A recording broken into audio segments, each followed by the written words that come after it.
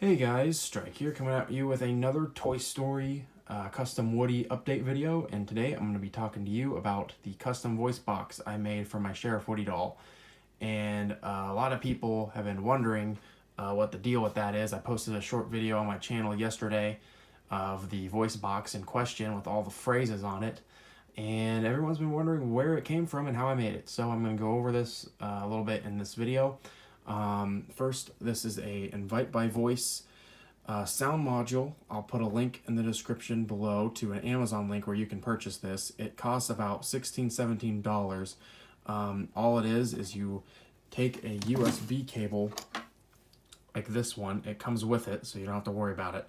You plug it into your computer, and you can load a certain amount of sound onto your device. And whenever you push the button, it plays. And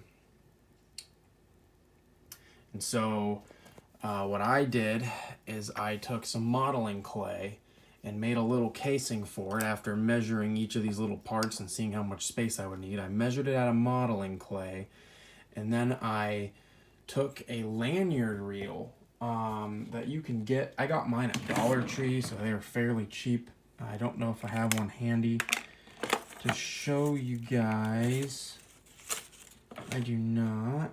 I packed a lot of this stuff away, so I took a lanyard reel and I restrung it, which is not easy at all. I had to break it open, which it's a kind of a cheap plastic, but it's sealed, so it was a little tricky. Broke it open. I restrung it with it's actually cord for blinds. If you have blinds in your house, they've got the cords on the ends of them. You can get that, or you could get that at Joann Fabric. You probably have to order it online or on Amazon or something now, because you can't exactly walk into stores like that right now with everything going on. I restrung it with the string, and I made sure that the voice box, it's a nice cramped little thing. It has to fit inside this torso, and you got to remember that there's not a whole lot of space in here. The original model that I made, that I sculpted out of clay and even cast it in resin, was way too big to ever fit inside that doll. I think I actually have the models that I had sculpted out of clay down here. I do. This is my little box of stuff that I had done. This is the actual final, or at least it's the thing that I had sculpted that ended up being casted and put into the doll. So to describe how it works, what I did is I bought one of these Alumilite quick set casting kits, or I actually used, there's a different one that I had used. I used like 3 different casting kits. I had a big casting kit to start off with. That's actually how I started making the different badges.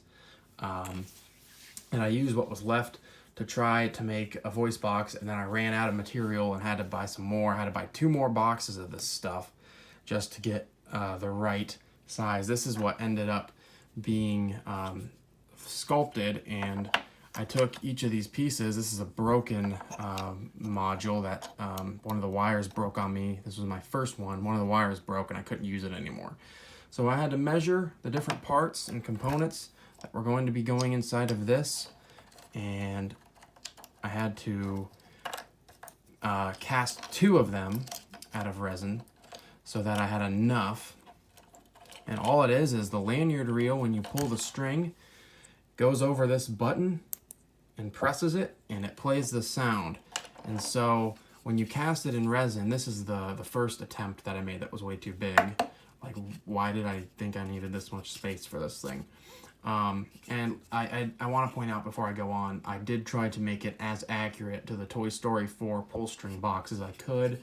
In the movie, it looks way too small for me to be able to do with these components, so I made it at least somewhat of the same shape. I did a lot of sanding on it too. I had to sand the living daylights out of it just to get it to fit. And it is in the Woody doll currently. It is not super easy to try to pull the string from the get-go, let alone do it while holding a camera. So I'm gonna see if I can get away with this. I probably won't be able to, but I'm gonna try anyways. So that's balancing on there. I'm gonna lower the Woody doll. Now, this is like a test model. I wanna point that out before anyone comments. So this is not my final design. I will keep working on it. After a little while, I would like to take a little break because it was consuming my life there for a moment. And there's something I'm trying to work on mainly with pulling the string, because there's no slow retract. There's no, the retract isn't all that great anyways. So I'm trying to figure out how to make the retract better before I move on to a slow retract.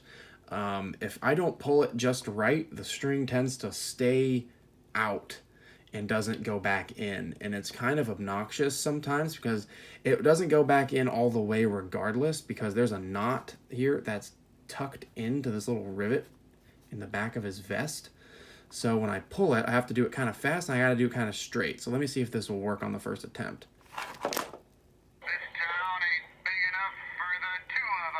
So that's how it normally should look. Sometimes if I don't pull it out right, there's a snake in my boot. It will like droop out, and I'm trying to avoid that as much as I can. Let me do it from this angle. I'd like to join your posse, boys, but first I'm gonna sing a little song. And you can see it is kind of flopping out there. It's not completely hanging out, but there have been a couple of times where it's done that. Now, on top of the struggle of making that voice box and perfecting it, which is obviously still kind of a project, you know, when I choose to pursue that again, stuffing the doll so that the voice box sits in there just right is also kind of a necessity, because I have plenty of stuffing I've actually salvaged from the Soft and Huggable Woody doll, and I had to pad the doll on the inside. Now, because this doll originally had a voice box in there that you pull in and out and didn't really have any other kind of stuffing in there, the voice box fits through that opening just barely, and then has a little bit of extra room in there,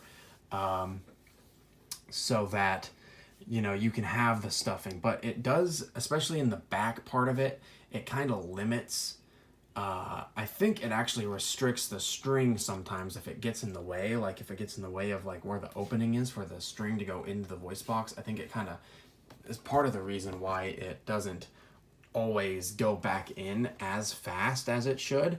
And also, specifically, I had to put some up at the top because, you know, this thing, when it goes inside, and again, the actual model was heavily sanded before it went into him, so it would fit,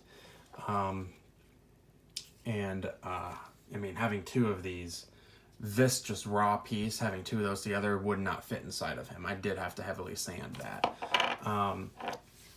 But after that was all said and done, you know, I had to pad it appropriately, and that wasn't super easy.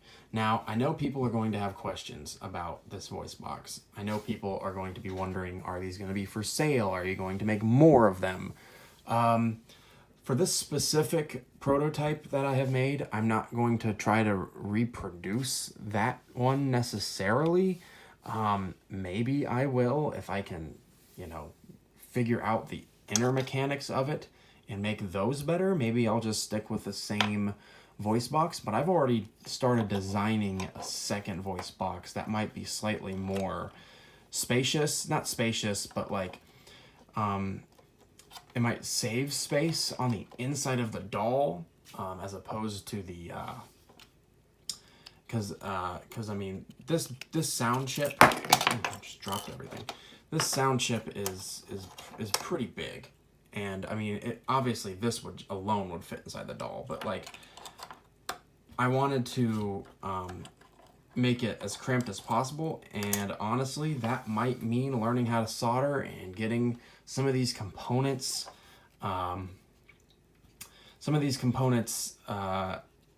just ordered separately, or similar components ordered separately, so that I could just solder it together myself and save myself the space that way.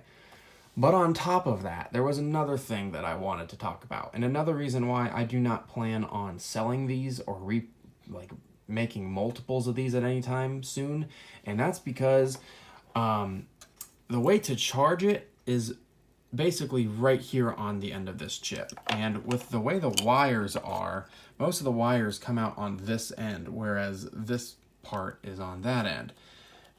I didn't really plan, especially since I didn't want to ruin that model like I ruined this one where all the wires started coming apart. But I did not make a way to access this port. The model that is inside, the resin parts, are super glued together. So basically what I did to show you what I did is when I got all the components in there and I glued everything down on the inside, I took the two components and I glued them together on top of each other so that it wouldn't be falling open and my components would be falling out. But I didn't leave an opening to reach the charging port. I don't even know if the charging port is even on an edge or if it's just like in the open part there or what. But that component, I mean, once this thing runs out of battery, it's basically just gonna mean me pulling it out and cracking it open and then re-gluing it when I need to get there. But that's really all I have on the voice box at this point, and I wanted to just show off. Maybe I'll show off some more of the phrases, just because, you know, I have the doll out and the voice box is in him now.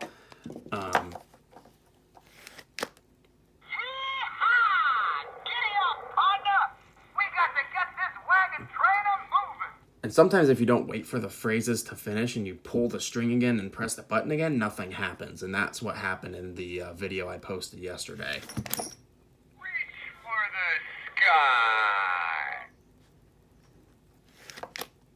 You're my favorite deputy.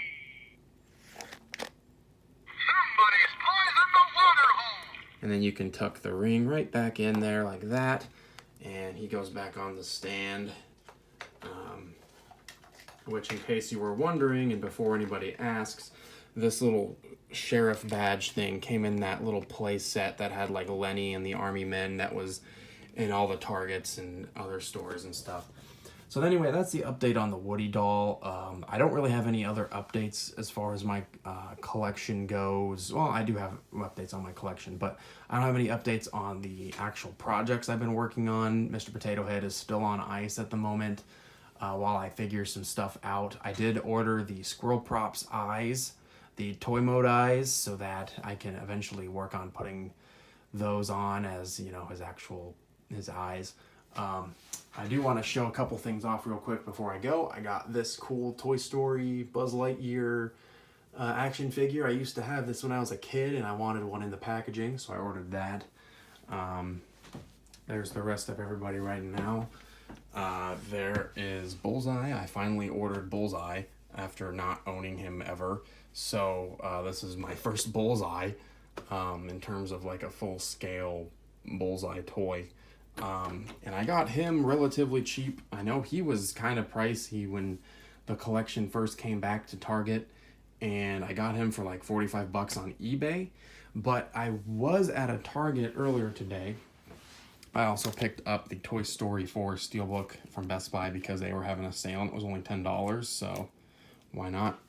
I was at Target today shopping, and I found the Collection Jessie in a very beat up box, but she was only $26.98, down from like the $70 or $80 that she cost on the Target website and the Target stores when she was available.